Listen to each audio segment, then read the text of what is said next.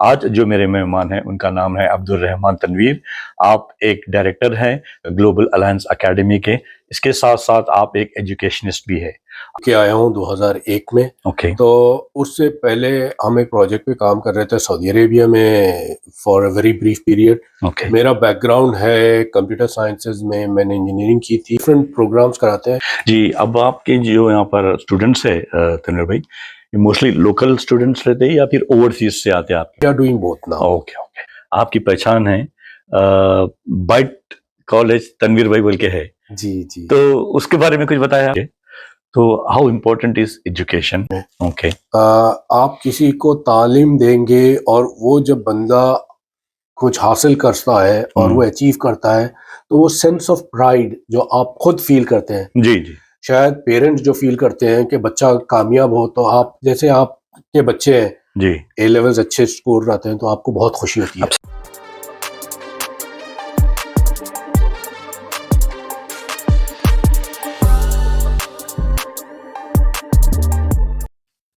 Hello and welcome to Soft Talk with Azhar. आज जो मेरे मेहमान हैं उनका नाम है अब्दुल रहमान तनवीर। आप एक डायरेक्टर हैं ग्लोबल अलायंस एकेडमी के। इसके साथ साथ आप एक एजुकेशनिस्ट भी है। आज इस खास बातचीत में हम उनसे इम्पोर्टेंस ऑफ एजुकेशन पे बात करेंगे कि एजुकेशन कितना इम्पोर्टेंट है लाइफ में। और आप और मैं ये भी जानते हैं, हमारे यहाँ एक कहावत है कि पढ़ोगे लिखोगे तो होंगे नवाब, खेलोगे कूदेंगे तो होंगे खराब। तो ये जो कहावत है हमारे यहाँ, तो कितनी सही है, आज इस बातचीत में हम जानेंगे तनवीर भाई से। सो अस्सलाम वालेकुम व्यूअर्स। अजहर भाई, अब आपका बहुत बहुत शुक्रिया जो आपने आपके प्लेटफॉर्म पे इनवाइट किया। जी अल्हम्दुलिल्लाह। सो मेरा नाम अब्दुल रहमान तनवीर है। मैं हैदराबाद से ताल्लुक़ रखता हूँ, बॉर्न एंड ब्रेड इन हैदराबाद। मेरे वालिदैन की भी पैदाइश हैदराबाद की है। जी। तो 8 भाई बहन हैं, सिबलिंग्स। मेरे सबसे बड़े मेरे 2 भाई, मेरे 4 टोटल भाई यूएस में हैं, यूनाइटेड स्टेट्स में। जी। और एक छोटा भाई मेरा ऑस्ट्रेलिया में है, और एक बहन मेरी बहरीन में है, और एक बहन मेरी हैदराबाद में। तो हम पूरे स्प्रेड हो गए हैं हम। जी माशाल्लाह। मेरे वालिद साहब एक बिजनेसमैन थे, अच्छा। जिसका इंतकाल काफ़ी, हम जब छोटे थे, आई वॉज 16 या 16-17 साल का था मैं जब हमारे वालिद साहब का इंतकाल हुआ। जी। वो कारोबार करते थे, टाइपराइटर्स बिजनेस था उनका, जो पूरे एपी जब यूनाइटेड था एपी, तो उस एपी की गवर्नमेंट के टाइपराइटर्स का कॉन्ट्रैक्ट होता था, रिपेयर, वर्कशॉप, रिप्लेसमेंट, और उसके साथ साथ टाइपराइटर स्पेयर पार्ट की एक शॉप भी थी। अच्छा। जो इवेंचुअली हमारे वालिद साहब के इंतकाल के बाद बड़े भाइयों के बाद मैं, फिर मेरे छोटे भाई भी जी उस पे वक्त गुजारे हैं। तो ये हमारी जर्नी रही है। मेरे 2 बड़े भाई जो अब यूएस में है, उनका हमारी परवरिश में बहुत बड़ा रोल रहा है, क्योंकि वालिद साहब के इंतकाल के वक्त मैं नंबर 3 हूँ इन दैट लाइन। और उसके मेरे छोटे भाई बहन तो और भी बहुत छोटे थे। तो मेरी वालदा ने बहुत स्ट्रांगली हमें पढ़ाने की तरफ तवज्जो दी कि कोई बच्चे का एजुकेशन ख़राब नहीं होगा, क्योंकि वालिद तो थे नहीं जी। तो हमारे दोनों बड़े भाई इसमें बहुत ज़्यादा हमारा हेल्प किए हैं, ताउन किए हैं। अच्छा। So until we were overseas और सेटल होने के तक भी वो हमारा सपोर्ट करते रहे। तो माशाल्लाह से वो बहुत बड़ा करम रहा अल्लाह का जी हमारे लिए। जी। बस यही है, देखिए हमारी स्टोरी जो हैदराबाद से निकले थे। जी माशाल्लाह। तो आप यहाँ पर यूके कब आए तनवीर भाई, और इसका पर्पस क्या था यहाँ आने का? जी, मैं यूके आया हूँ 2001 में। ओके। तो उससे पहले हम एक प्रोजेक्ट पे काम कर रहे थे सऊदी अरेबिया में for a very brief period. Okay. मेरा बैकग्राउंड है कंप्यूटर साइंसेज में, मैंने इंजीनियरिंग की थी हैदराबाद से। अच्छा। और फिर उसके बाद मैंने, उस ज़माने में ओरेकल बहुत चलता था, तो ओरेकल सर्टिफिकेशंस करके ओरेकल सर्टिफाइड प्रोफेशनल, फिर मैंने अपना काम शुरू किया है डेटाबेस में। डेटाबेस डेवलपर की साइट पे था मैं। तो और एक प्रोजेक्ट के लिए मैं यूके आया था वर्क परमिट पे। वो प्रोजेक्ट वर्क परमिट पे, तो इस तरह से मेरी एंट्री हुई है 2001 में जब आप आए। 2001 में। ओके। उस दौर में फैशन था, लोग स्टूडेंट पे आते थे, और मैं शायद वो फर्स्ट बैच था जब वर्क परमिट पे डायरेक्टली आया था। ओके। जी माशाल्लाह। तनवीर भाई, अब आप डायरेक्टर है ग्लोबल एकेडमी अलायंस एकेडमी के। इसमें आप ये एकेडमी के थ्रू क्या करते हैं? लाइक फॉर एग्जांपल कुछ कोर्सेज कराते हैं और या कुछ ट्रेनिंग देते हैं स्टूडेंट्स को, क्या करते हैं? जी, तो ग्लोबल अलायंस एकेडमी मैंने स्टार्ट की 2015-16 में। ओके। और इसका जो मेन पर्पस था हाई एंड आईटी ट्रेनिंग का। अच्छा। तो इस पे हम इनिशियली स्टार्ट करे थे साइबर सिक्योरिटी, जब बहुत अर्ली हाँ स्टेजेस पे वो था। टाइम पे जी। और क्लाउड कंप्यूटिंग पे, जैसे कि आपके एज़ोर, AWS की सर्टिफिकेशन वगैरह ट्रेनिंग, जी। और सॉफ्टवेयर टेस्टिंग। तो ओके। इनिशियल हमारा स्टार्ट उसी से हुआ था। अच्छा। फिर उसके साथ साथ हम जैसे ग्रो करते गए तो हमने बिजनेस डेवलपमेंट के level 3, level 2, level 4 qualification add किए, शॉर्ट कोर्सेज, जी। और मुख्तलिफ प्रोग्राम्स इंग्लिश में डाइवर्सिफाई किया। और अ, खास तौर के ईसोल, और जो इस कंट्री में A1 B1 क्वालिफिकेशन चाहिए होते हैं, इंडेफिनिट लीव टू रिमेन, टू जी। Extend the visa, specially family के रूट पे, तो उस पे तवज्जो दी। तो अच्छा। हम ये डिफरेंट प्रोग्राम्स कराते हैं। जी, अब आपके जो यहाँ पर स्टूडेंट्स है तनवीर भाई, ये मोस्टली लोकल स्टूडेंट्स रहते हैं या फिर ओवरसीज से आते हैं आपके जी, पास स्टूडेंट्स? तो अजहर भाई, जो हमने पहले स्टार्ट किया था, तो ऑलमोस्ट ऑल द स्टूडेंट हमारे जो थे वो होम स्टूडेंट, लोकल स्टूडेंट थे, जी। फी पेइंग स्टूडेंट थे। हाँ। बट अब कुछ अरसा पहले हमने एक एक्रेडिटेशन हासिल की है, BSc की, ब्रिटिश एक्रेडिटेशन सोसाइटी काउंसिल की। जी। तो BSc से हमें एबिलिटी मिली है स्टूडेंट को ओवरसीज से लाने की। लाने, तो ओके। अब हम स्टार्ट कर रहे हैं for the last 8-9 months okay. International students on short course visa पे। अच्छा। तो ओके। वो या तो 6 माह की रूट पे आते हैं, या फिर 11 months on to study English. अच्छा। ये दो मुख्तलिफ रूट्स पे अभी हमने 1 साल से कुछ स्टार्ट किया है। तो इंटरनेशनल भी फोकस कर रहे हैं, बट अभी भी हमारा फोकस होम स्टूडेंट या लोकल स्टूडेंट पे ही ज्यादा है, ओके। जो शॉर्ट कोर्सेज की तरफ तवज्जो देते हैं। ओके। और अब मैं एक चीज सॉरी जी जी ऐड करना जी चाहता जी हूँ कि हमारा ग्लोबल अलायंस एकेडमी, जो आपने अभी पूछा कि हम करते क्या है, तो जी। हमारा एक अलग से डिवीजन है ओके। जो इंटरनेशनल स्टूडेंट रिक्रूटमेंट का है। करता है। तो ओके। हम बहुत ज्यादा कोविड से हाँ। एक्सक्यूज मी, कोविड से जो हमने डाइवर्सिफाई किया है इन स्टूडेंट रिक्रूटमेंट। ओके। तो हमारा एक ऑफिस भी है हैदराबाद में। तो हम इंडिया से मोस्टली स्टूडेंट्स को रिक्रूट करते हैं to come and study in universities, जो अच्छा। मुख्तलिफ यूके की यूनिवर्सिटीज हैं, हाँ। जिससे हमारा रिलेशनशिप बिल्ड हुआ है ओवर द लास्ट 7-8 ईयर्स। जी। तो हम उनके साथ प्लेस करते हैं स्टूडेंट्स को, और हम उनको पूरी कैरियर गाइडेंस के साथ उनको प्रॉपर प्रोसेस बता जी जी के जी। उनको स्टूडेंट को यूके लाते हैं एज स्टूडेंट्स। ओके। जब वो आ जाते हैं तो फिर उनके साथ हमारा रिलेशनशिप अंटिल दे ग्रेजुएट और वो मूव ऑन होते हैं, तो हम उसको मेंटेन करने की कोशिश करते हैं। तो ये बस सिलसिला चल रहा है। ओके। अभी जैसा बताया आपने तनवीर भाई कि आपके स्टूडेंट्स ओवरसीज से भी अब आ रहे हैं, समझे, वो वीज़ा मिलने में कुछ प्रॉब्लम्स वो ये होता आपके कॉलेज से, या इजीली वीज़ा इशू हो जाता? हर्डल्स तो बहुत हैं, और ओके। स्पेशली जब भी ये रीसेंट गवर्नमेंट चेंजेस इमिग्रेशन की लाई हैं, हाँ। तो पहले हमारे पास वीज़े आसानी से लग जाते थे। ख़ास तौर के अभी इन्होंने रोक लगाई है वो कंट्रीज़ जो ये समझते हैं कि high level of non compliant countries है, जैसे अच्छा। पाकिस्तान, अफ़गानिस्तान हाँ हाँ। और मुख्तलिफ दूसरे मुल्क ओके। हैं। तो वहाँ से बिल्कुल वीज़े नहीं लग रहे हैं। अच्छा। ओके। इंडिया से इंग्लिश पे नहीं लगते हैं वीज़े, क्योंकि नहीं वो लगते। ओके। समझते हैं कि इंडिया की इंग्लिश लेवल ऑफ इंग्लिश बहुत अच्छी है, अच्छी है। ओके। तो वो पढ़ने। ओके।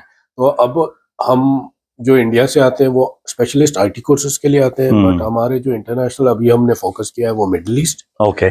और बाल्टिक स्टेट्स हैं, जो नॉन यूरोपियन कंट्रीज है, अच्छा। अल्बानिया, आर्मेनिया है। जी अभी जी। हमने स्टार्ट किया है रिक्रूटमेंट अज़रबैजान और यूक्रेन में। ओके। नहीं, यूक्रेन नहीं, उज़्बेकिस्तान में। ओके। तो इस मुल्कों से अभी हम फोकस कर रहे हैं, ताकि ओके।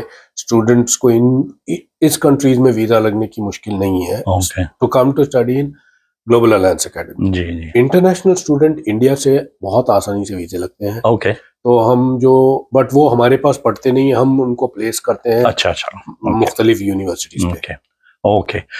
जी, अभी जैसा आप बताए तनवीर भाई गुफ्तगू में कि आप इंग्लिश लैंग्वेज कोर्सेस भी प्रोवाइड करते हैं, जी और ड्यूरिंग द इंटरव्यू आपने ये भी बताया कि यहाँ पर जो इमिग्रेशन लॉस है वो डे बाय डे चेंज हो रहे हैं, जी और उसकी रिक्वायरमेंट्स क्या है वो लोग बढ़ाते चले जा रहे हैं, समझो। अब जो सेटलमेंट है यहाँ पर, कोई ऑलरेडी सेटल्ड है और उनकी लैंग्वेज प्रोफिशिएंसी नहीं है, तो उनकी जो है क्या रिक्वायरमेंट है उनके लिए अब एज प्रेजेंट की बात कर रहा हूँ मैं, और अगर जो भी रिक्वायरमेंट है आप आपके कॉलेज के थ्रू वो कोर्स प्रोवाइड करते हैं उन लोगों के लिए? तो हम प्रिपेयर करते हैं ट्रिनिटी कॉलेज के एग्जाम्स के लिए। ओके। और वो यूकेवीआई होम ऑफिस से अप्रूव्ड क्वालिफिकेशन है, जो अच्छा। ये आमतौर पे कहते हैं सेल्ट, तो सिक्योर इंग्लिश लैंग्वेज टेस्ट होता है जी। तो वो प्रोवाइड करते हैं। वो मुख्तलिफ लेवल्स होते हैं उसकी, जैसे कि B1 हो गया, A1 हो गया। तो वो डिपेंड करता है आपके वीजा रूट पे। ओके। तो आप किस कैटेगरी में आप अप्लाई कर रहे हैं। तो अगर आप वर्क परमिट एक्सटेंशन है तो अक्सर हम पहले से ही दे देते हैं वर्क परमिट, बट अगर फैमिली रूट हो या इंडेफिनिट लीव टू रिमेन है जी, तो इसमें मुख्तलिफ है। जैसे B1 बहुत कॉमन है, ओके, जो रूट है जो आमतौर पे होता है, तो वो हम कराते हैं B1। और हम अभी पहले हम इन क्लास ही कराते थे, अब हम दोनों भी शुरू किए हैं। तो ऑनलाइन भी सेशंस होते हैं और इन क्लास भी होते हैं। तो कोई अगर फिजिकली आ नहीं सकता है सेंटर को, तो हम ऑनलाइन क्लासेस लेते हैं। और हम यहाँ पे उनको सेंटर में कराते हैं। तो फिजिकली आने का एडवांटेज ये होता है कि उससे कनेक्शन बिल्डअप होता है, वीकनेसेस आइडेंटिफाई करने में आसानी होती है। एब्सोल्युटली, जी जी, तो ये बहुत हेल्पफुल होता है। But we are doing both now. Okay okay. आपकी पहचान है बाइट कॉलेज तनवीर भाई बोल के है जी जी, तो उसके बारे में कुछ बताया आप?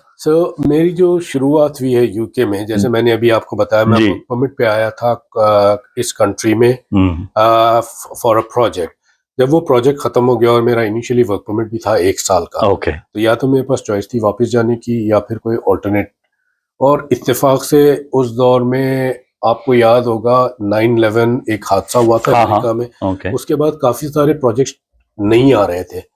एक वॉइड हो गया था जॉब वैकेंसीज में। तो हाई एंड जो प्रोजेक्ट्स वगैरह होल्ड पे आ गए इस तरह से।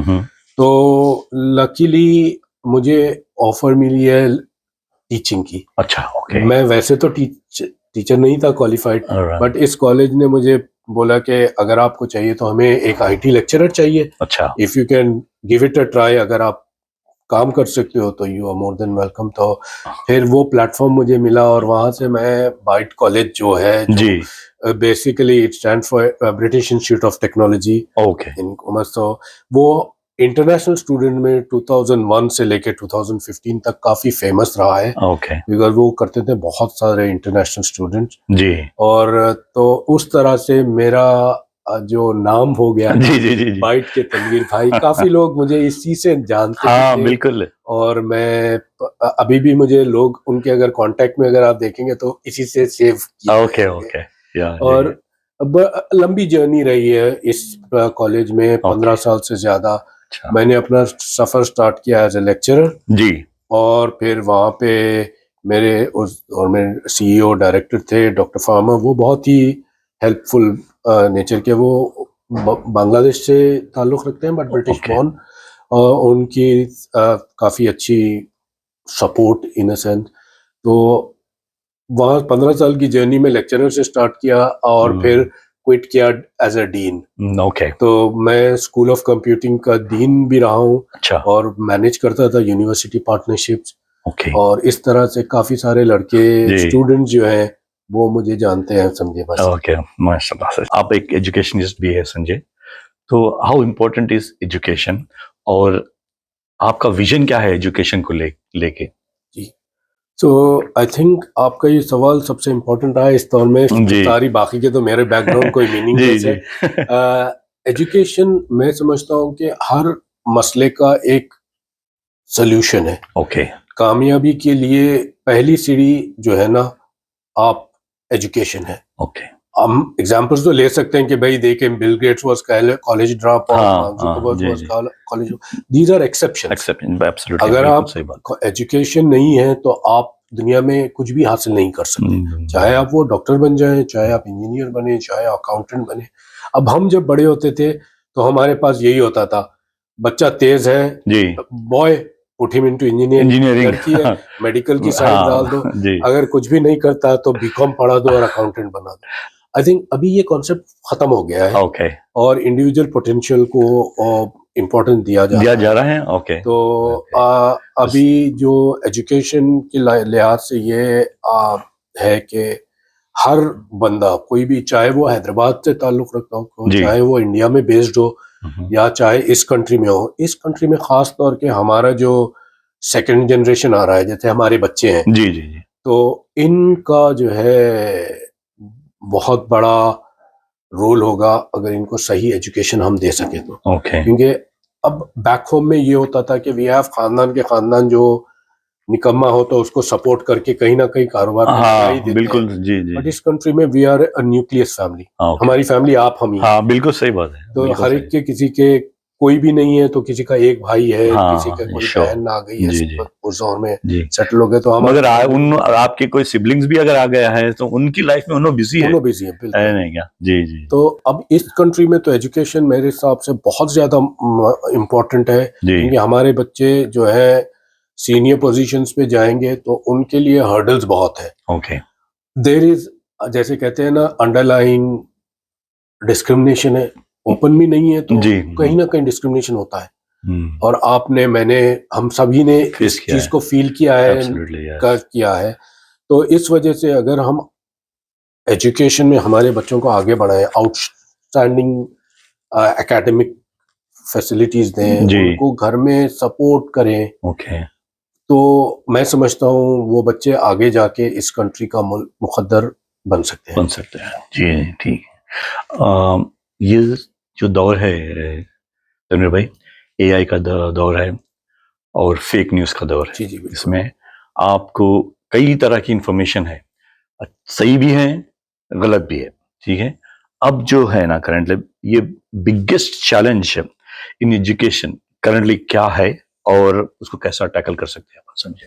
देखिए, एआई का दौर, या जैसे हम जब स्टार्ट करते थे जी, तो हमारे जो लेक्चरर्स हुआ करते थे या हम खुद भी जब पढ़ाते थे तो हम आउटराइट बोलते थे गूगल मत यूज करना। अच्छा, ओके। अब क्या हो गया है कि Google is like part and parcel of everything. Absolutely, ji बिल्कुल सही बात है। कुछ भी चाहिए तो आप जाते हैं, एक ब्राउजर खोलते हैं और टाइप कर लेते हैं। इसी तरह से एआई पिछले कुछ अरसे से, एक शॉर्ट पीरियड, जी, 1 साल कुछ उससे ज्यादा, एआई हैव एंटर्ड इनटू हर एक की जिंदगी में। बिल्कुल बिल्कुल। आम तौर पे बच्चे को एजुकेशन के लिए वो एआई यूज कर रहे हैं। हर चीज में आर्टिफिशियल इंटेलिजेंस हो गई। ये एक ब्लेसिंग भी है और एक बहुत ज्यादा एक नुकसान भी है, क्योंकि इससे आप, जैसे अभी आपने जिक्र किया फेक न्यूज का, फेक न्यूज और डीप फेक्स खास तौर के आम आदमी की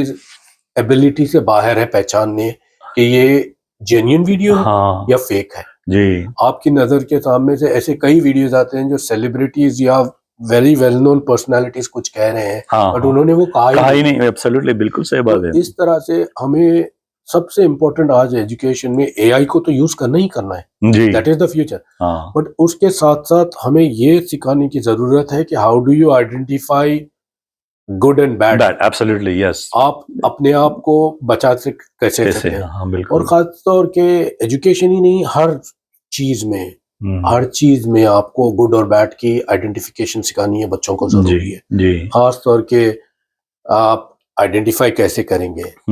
अगर कोई चीज आपको लगती है कि ये सही नहीं है तो don't take it on a face value, जैसे कहते हैं ji, face value. Okay, don't just take it on its face value. आपको उस पे थोड़ा सा बैकग्राउंड रिसर्च करना है।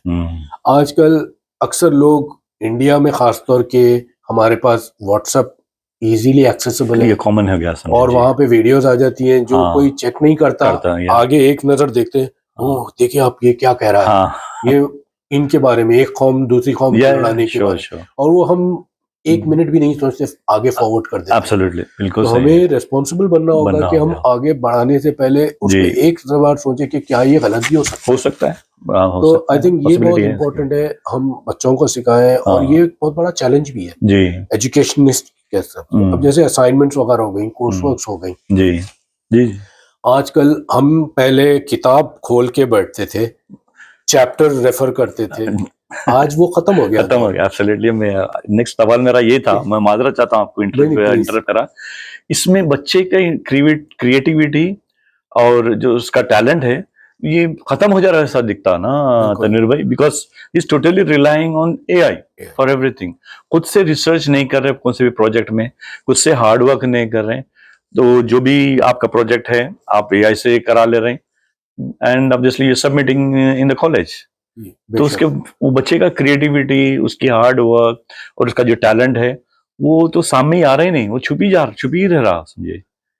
एक इसमें मैं एडवांटेज भी देखता हूँ और डिसएडवांटेज भी देखता हूँ जी। जैसे पहले हम बड़े होते थे तो एक कॉमन सेइंग है कि आप ए फिश, एलिफेंट और मंकी को तीनों को झाड़ चढ़ने का टास्क दोगे तो एलिफेंट शायद चढ़ भी जाए, फिश तो कभी नहीं चढ़ पाएगी, monkey will always excel. Absolutely, yes. तो हमारा जो असेसमेंट का जो वे ऑफ असेसमेंट था वो एक standard assessment across all platform. अच्छा, ओके। पहले लर्निंग नीड्स को एनालाइज नहीं कर सकते थे हम, लर्निंग नीड्स होती क्या है हमें नहीं पता, नहीं मालूम था, बिल्कुल सही। बस एक असाइनमेंट जमा कर देते थे सारे बच्चों को, 30 हो 100 हो क्लास में, बस सबको बता ये एग्जाम है आपका, 3 घंटे का आप बैठे और निकले।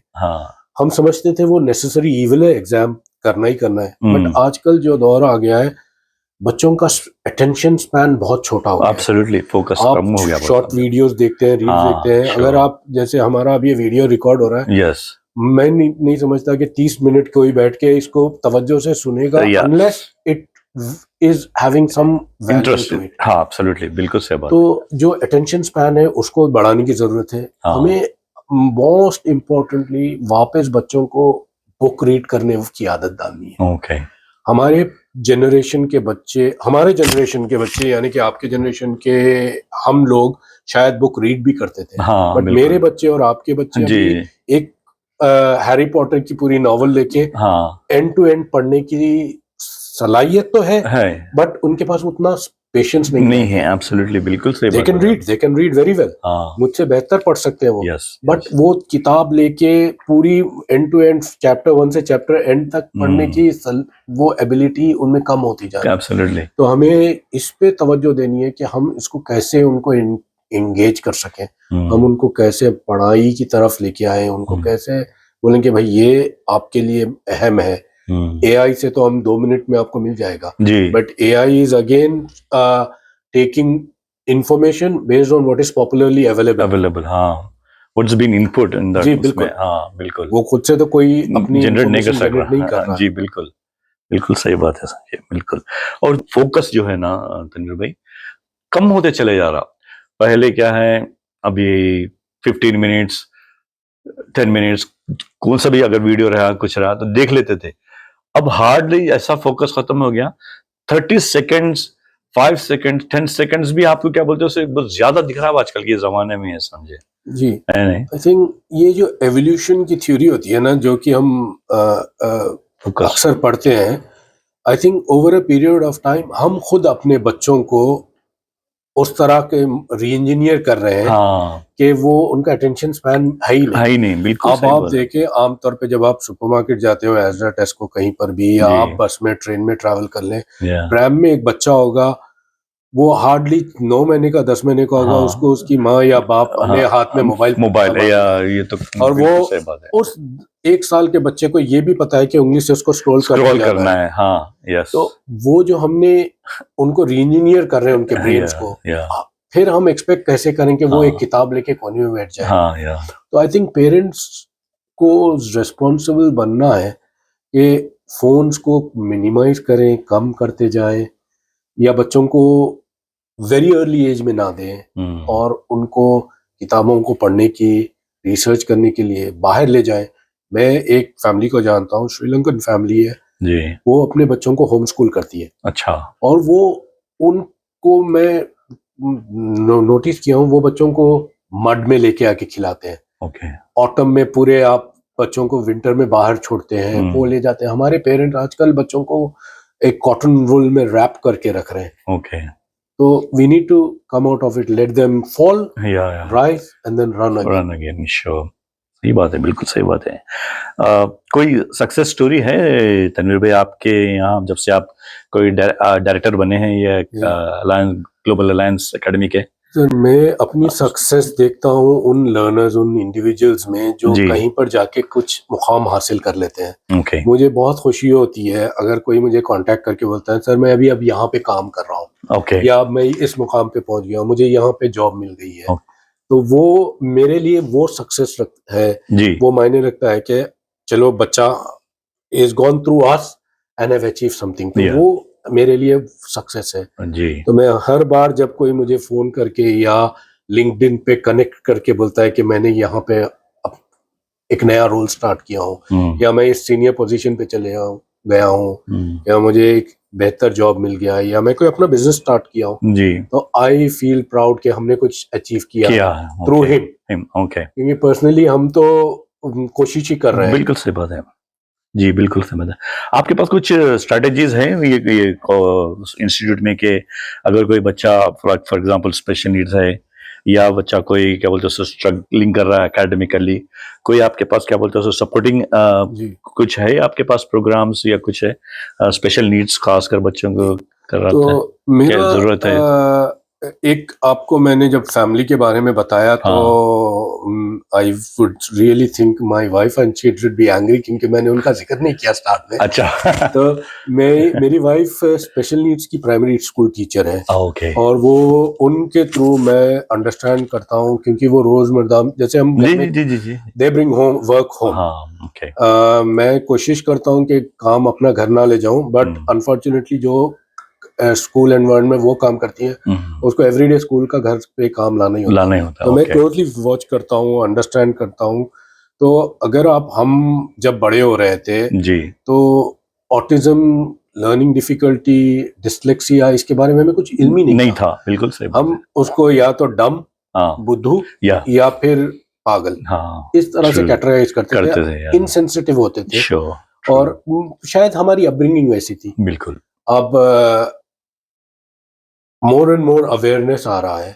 तो मैं समझता हूँ कि अब जो हमारी स्ट्रेटजी है उसको ये है कि एक होता है लर्नर्स नीड्स और नीड एनालिसिस, स्किल्स एनालिसिस। तो सबसे इंपॉर्टेंट होता है लर्नर के लिए कि उसकी एनालाइज करें कि वो करना क्या चाहता है, उसकी एबिलिटी क्या है। जी।